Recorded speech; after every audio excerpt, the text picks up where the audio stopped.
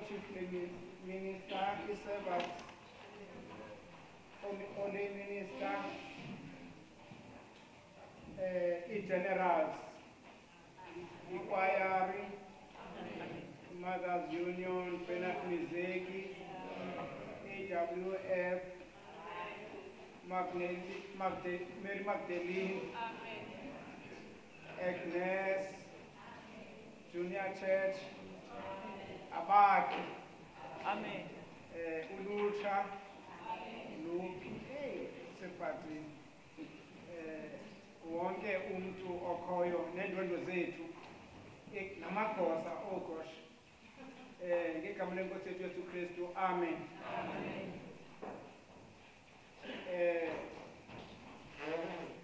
Ndinomhlobo wam o-Islams uNick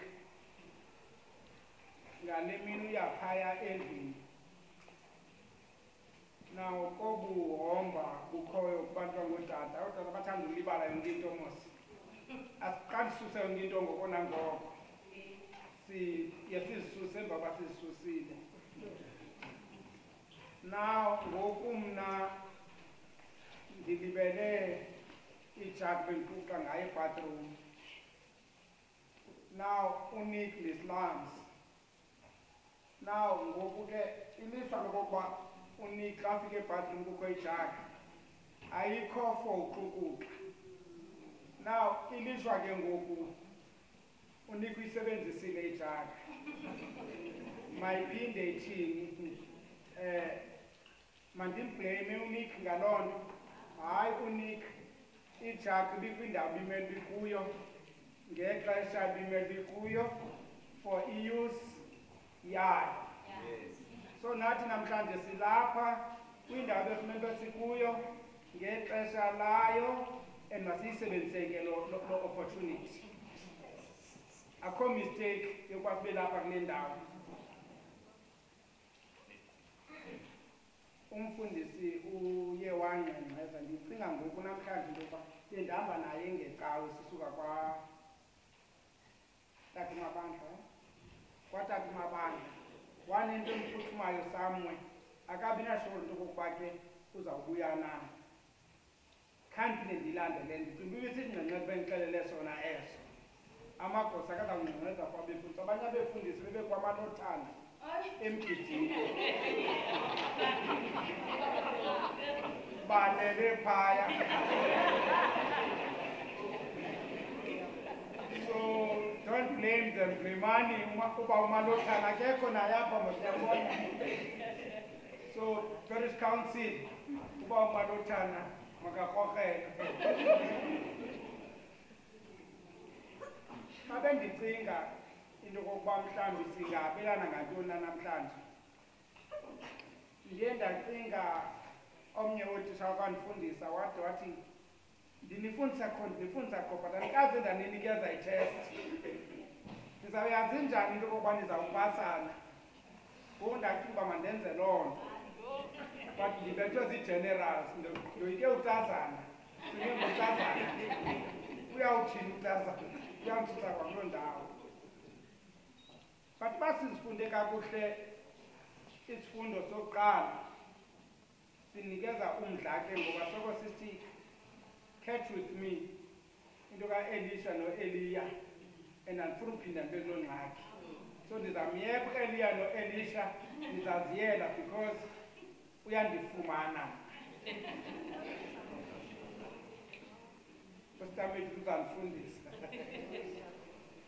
But indumiso sivile umntu babaza uThixo ukuba wenza ukhala kuThixo and uThixo enze ntoni na kuye. Isifundo sesibini samaGalati safunda into yokokuba yimani ngokwenkulekweni uThixo athi waninikeza yona. But emva kokuThixo wabeka zonke izono zethu, umntu ngamnye unesono sakhe esikhoyo phaa kumaGalati. So umntu ngamnye makaye kumaGalati ozifunela into kuzawuphuma kweziphi na isono. So angathi umfundisi uvele ume ngesono esithile wasiyeka esithile. So iyaphakathi yasemagalatini uzifunela isono sakho uthi Thixo ndiphuma kwesi sono ndiya kule nkululeko. So andifuni ukublame. Isifundo sevangeli endiyilibele ndime bifundwa ndim. Ndiyamvusa izinkulu uyathetha apha kum. Andicingi uthetha nam ngevangeli, kuyo ndilindele omnye umntu ozafunda ivangeli. Ndive sithi ngoku liphelile iculo.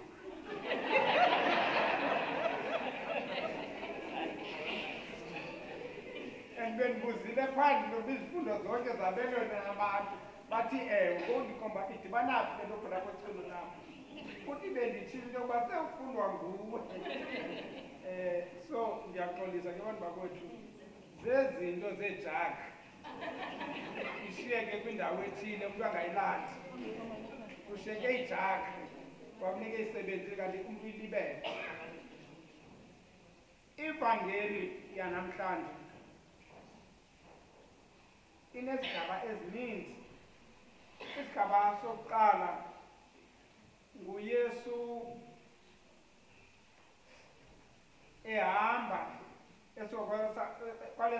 kwelaseSamari kanti inhliziyo yakhe iseseJerusalem. Then bambona into yokuba lo mntu lapha eSamari kodwa inhliziyo yakhe iseseJerusalem. Abamamkele. Not because zange bafuna umamkela, but because uYesu wathi enabo kodwa inhliziyo yakhe yabe iseseJerusalem. He lost focus. Abamamkela. Ngenxa yaloo nto abafundi bakhe banomsindo ngoba kuhlekiswa ngenkokheli yabo okanye ngumntu abamthembileyo abamaziyo unawo onke amandla. Ngiyakhumbula sasifundo sithi ndinduna yekhulu. Laa mntu uthi ndiliza la amasoldier aphume ngapha amanye aphume ngapha. Unahamani. So abafundi bafikelwa ngumntu onamandla ngaphezu konahamani. But basuke bathathe esona nto sinqumo singamandla into kokuba nonto abafanele masibayenze yona abantu masibatshise. Biza umlilo uvuthe batshe nje ukuba Elisha wayenza loo nto.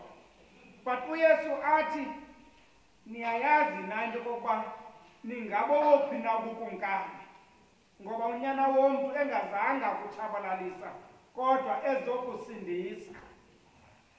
Ebonakalisa insindiso ayizi ukusindisa awusindisi umntu ongakonanga. To save goes with reconciliation. Awukwazi umsindisa umntu ungayithathanga personal. Yabona igama ka-personal ke linzima. Abantu bathi athi ba-personal. But uthi noxa eve kabuhlungu kanje noxa bedane ngohlobo kodwa jonge ngaphaya kokuba abantu benza le nto bafuna ntoni. Amaxesha amaninzi ebomini bethu siye sibale ubuhlungu esibuvileyo singajongi into bangena ixesha noko lo mntu le meko imenzenze le nto kungenxa yesizathu esithile. Andenza umzekelo le nto ayinanto kwenza nale nto niyicingayo but nento kwenza nalo mzekelo ndizawuthetha. Umntana apha usuka apha eZwelitsha uhlala apha eZwelitsha kungo-5 malanga awokhe ngenyawo to etawuni. Xa afika etawuni abe ilofu yesonka abe necheese athathe nebisi mhlawumbi aphuma ahamba abantu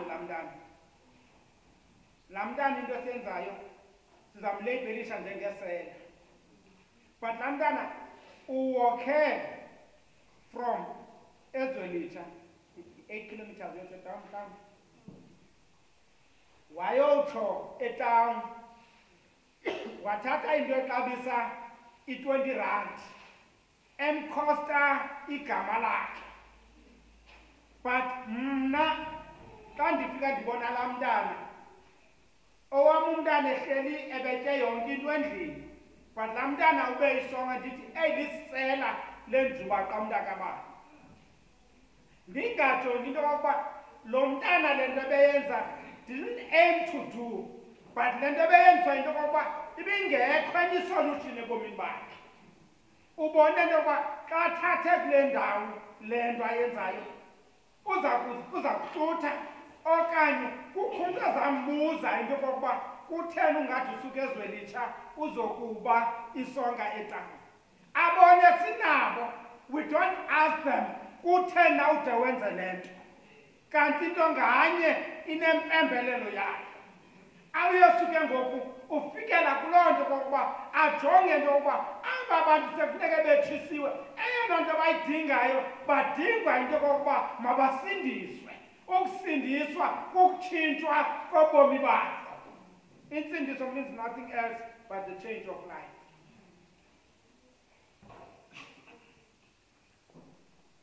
But eyona nto ndiza ngamandla kuyo ngoku ndiyicingileyo, kukho naba bane bangathi bathathu. Omnye ufune uyokubulisa, omnye ufune uyokungcwaba, omnye ufune nto kanye omnye lo sithathu. Niyamkhumbula mos? Nomnye lo ufune laa nto ayifunileyo. Ufune uyokubulisa, uyokubulisa, uyokungcwaba. Yeah, but kwenye omnye wayo ufune utshata kwenye evangeli. But athi ke xana efika kwaba bantu athi kubo mabaziyeke zonke ezo zinto ezo, but they should keep ifocus kulo mntu ubabizayo. Athi ke umntu akathi ephethe ipulwana, ipulweni, that is a flower, I think. Flower. Ukwenye intokazi ibiya emzini wayo ngoLwesihlanu eNgcobo. Ithi ke yaleqa ndonxiba kusoke tatazana, but they're going to slaughter two bulls. Uthi ke omnye umfo, bulls. Athi ke hayi akuxhelwa bulls nakaxhelwayo. Uthi no man, it's a male cow le ndithetha ngayo. Uthi ke lona akuxhelwa bhulu, ibhulu ayixhelwa, iyazifela. Into eyenziwayo kuxhelwa ii-cows. So ifana nale nto yale puluweni apha kusweleka igama loyibiza. Mhlawumbi ibime uba ibhalwe ngesiXhosa into yoba ubhalwe ikhuba. Ngoku sokosa thina unjacinga ipuluweni noba yintoni. Likhuba. Now uthi ke uYesu umntu akathi ephethe ikhuba ajonge ecaleni ngoba uzawubhanka. Ubona amagosa xa ngebhanka acinge ubhekisha ngomso. But umntu odlala igolf ucinga xa ubhankishwayo, xa ibhola yakho iphume yongena kulaa ndawo inesandla kuthiwa ubhankile kwigolf. So ilanguage is very important. Into yokuba umntu othile uyakuyitolika ngohlobo oluthile ngokwemeko yakhe ethile. Iyaphi ke le nto ndizamuza kuyo? Iza into yokokuba uYesu ubaxelela into yokokuba yonke le nto baza kuyenza uqala banikeze ifocus yokuba funeke bajonge kulo mntu uza ubabizileyo, ngoba iba bayenzanga loo nto bazawuluza itrack. Omnye ubhuti kodwa ngusikhumba wenza ummangaliso eKoporasi. Bazayazi iKoporasi angahlala indawo zamakhalati. EKoporasi kwakuthengiswa yonke into. Then wathatha abantu bakhe usikhumba wathi ukuba uthi ufuna ubalisela awukwazi ubalisela uza kubanjwa. isela funeka lingabantu. Into ekufuneka senzile kuqala funeka sibhide umtyholi, funeka sibe nelanguage yethu. Xa sifika sisiya phaa eKoporasi sizawufika. Xa ndimileyo mna ndizawusina phaa phambi kwabelungu esitoreni. Nina nizawuthatha xa ndisithi thatha isigqoko sikakumkani uyayazi uthatha izinto. Xana ndisithatha umgubo kaphezulu uzawuyazi uthatha isamente. Xa ndithi thatha isitsaba sikaHerode uthatha icingo. Xa ndithi thatha umthi wohlaza uyazazi uthatha ibhasi. Uthi mna ndiyacula phambi komlungu wena uyathatha. Ndiyaba ndibandicula bazawuza bonke bemane bebukela le ngoma yam, kodwa nina phaa ngemva esitorweni nizawube niyazi into yokokuba umsebenzi uyahamba. Andizokuyenza le nto ingaphelanga i-hour ngoba imoto esihamba ngazo funeke zigcwele, and xa sihambayo apha funeka kungaziwa into yokokuba ngubani ozithathileyo, ngoba nabasebenzi funeka bamane betshintshene ukuze ndibukele, kwenzela uba kungabikho mntu ubanjwayo apha. Basithatha ke isitori basigqiba. Abelungu kwacasa kubetha ufo. Xa kubetha ufo kwabe kuthixo kwaba bantu mos basesitoreni akukhangelwa nto yoba yintoni ekhoyo. Basithatha ke isitori basigqiba bathixo bahamba. Abelungu bafika babalisa emakhaya indoda netalente kangaka. Omnye umlungu waphinda wambiza. Xa mbizayo umbiza efika phaya endlini yakhe hamba namadoda akhe ahamba nabo bayacula. Xa fika atothi yho nazi iziqhamo. Wawufika atothi nazi apricot. Waqonda bazawuthengisa i-apricot. Wacula into yokuba thathani bafana, thathani amaqanda omthi. Bathatha bavuna bahamba. Ekuhambeni kwabo bahamba bawuthengisa. Bazizitsheli ngenxa into yokuba wonke umntu umamela umthetho. Wawumamela umthetho wenza njengokuba enze njalo inkokheli yakhe. uYesu is saying that we can do everything, we can get everything. Uba seyimamela uThixo into yokuba uthini nakuthi, ngoba uThixo has got a language for every one of us. Abanye abantu baye bacinga uThixo unelanguage enye, kodwa uThixo unelanguage yomntu ngamnye bomini bakhe. Ukule ndawo namhlanje uThixo unelanguage yakho ngento izeleyo namhlanje, and uthetha nawe uthi yothule, uyothulele kum, ungajongi ubani ngenxa yokuba ndisifuna isitori sakho si-empty.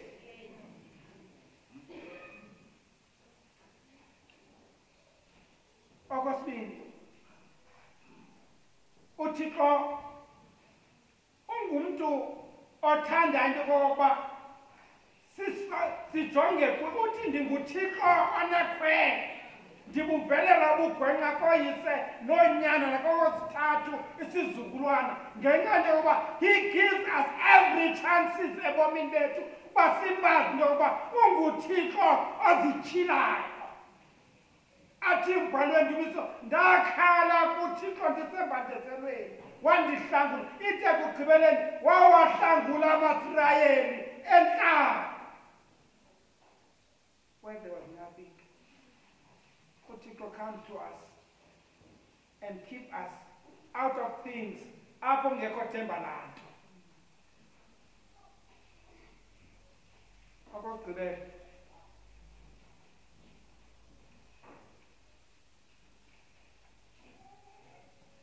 one thing ozoyifunde ngoYesu into yoba unayo nenhliziyo yeentshaba zakhe, inhliziyo yobuhlungu. You know, today I was so humbled xana ndisiva uDonald Trump, akho nto indibanisa noDonald Trump, wena mamukani, akho nto indibanisa noDonald Trump. But Donald Trump is saying to North Korea, mayeke nuclear deal yayo.